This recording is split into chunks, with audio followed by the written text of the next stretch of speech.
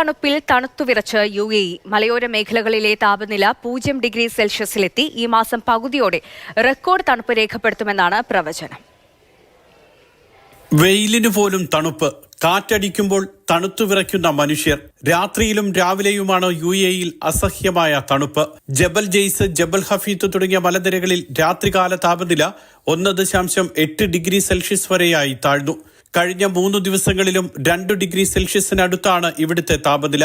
ചിലയിടത്ത് മഞ്ഞുവീഴ്ചയും ശക്തമാണ്.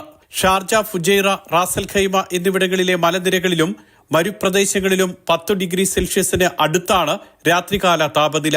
അലൈനിലും കൊടും തണുപ്പ് അനുഭവപ്പെടുന്നുണ്ട്. ദുബായ്, അബുദാബി, ഷാർജ നഗരങ്ങളിൽ 15 മുതൽ 24 ഡിഗ്രി സെൽഷ്യസ് വരെയായി താപനില താഴ്ന്നു.